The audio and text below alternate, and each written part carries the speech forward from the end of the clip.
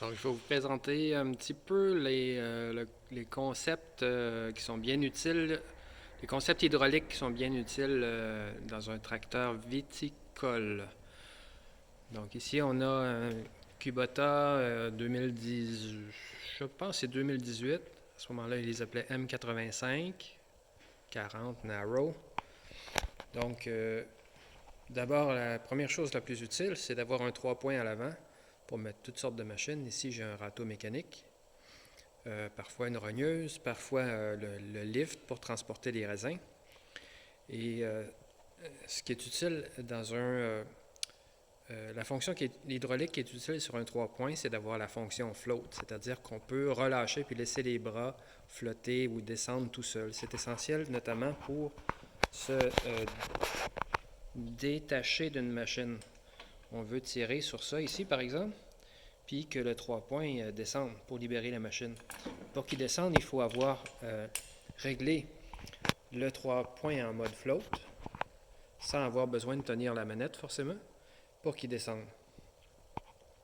Sans ça, c'est vraiment compliqué de détacher une machine d'après un 3 points. Faisable, mais vraiment compliqué. Revenons aux sorties hydrauliques. En cabine, qu'est-ce qu'on a? On a un joystick qui est ici, un joystick qui contrôle normalement ils appellent ça un joystick pour un chargeur.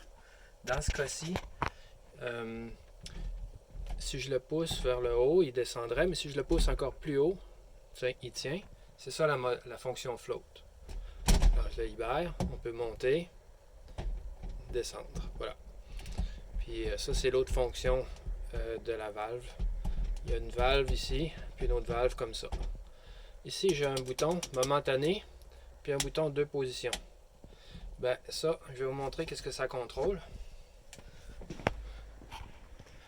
Voici les valves en question.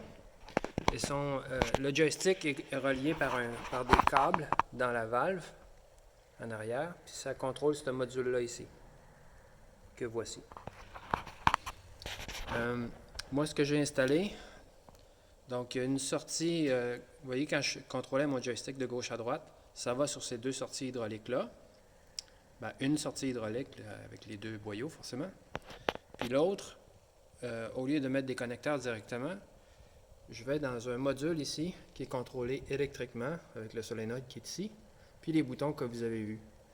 Ce qu'ils font, c'est que cette valve-là électrique à deux voies est alimentée par le joystick qui monte-descend ici. Puis il y a une des sorties qui est en dessous qui s'en va aux 3 points directement. Puis l'autre sortie s'en va à des connecteurs, aux deux connecteurs qui sont ici. Donc, dans une position, ça contrôle le 3 points. Puis dans l'autre position, ça me donne accès à deux autres valves ici.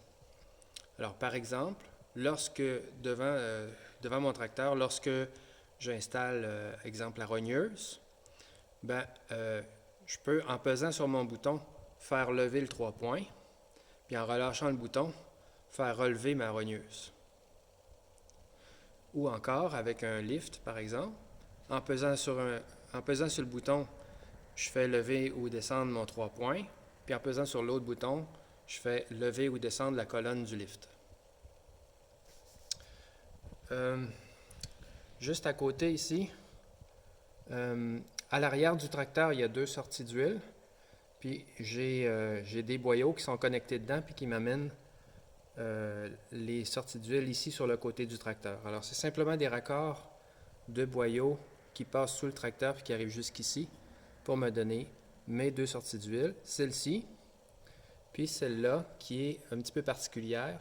Je ne sais pas si vous arrivez à voir, mais il y en a un qui est mâle et l'autre qui est femelle. Le femelle, c'est un retour direct au réservoir. Ce n'est pas un retour dans la valve qui s'en va en arrière.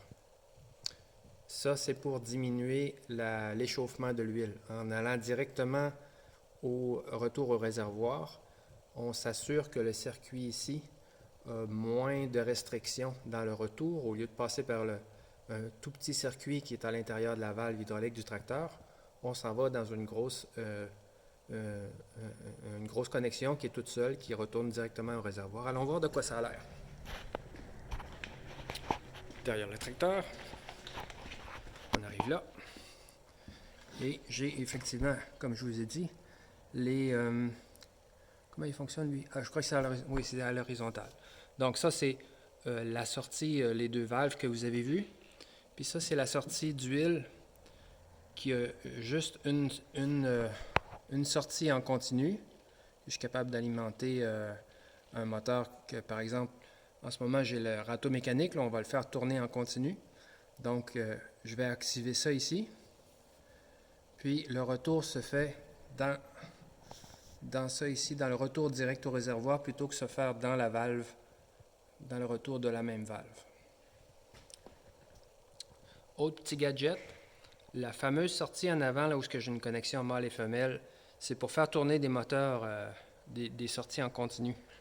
Alors, ce que j'ai, voyons, juste au-dessus, vous voyez, je prends la sortie d'huile du tracteur, je l'amène dans un régulateur à flot compensé qui me permet de régler la vitesse d'opération de la machine. Alors, là, j'ai mon râteau mécanique devant. Ça n'exige pas une grande quantité d'huile. Si je mettais toute la quantité d'huile au complet là, qui arrive du tracteur, ça tournerait beaucoup trop vite. Alors ça ici, ça me permet de régler à quelle vitesse on désire faire fonctionner l'instrument. Voilà.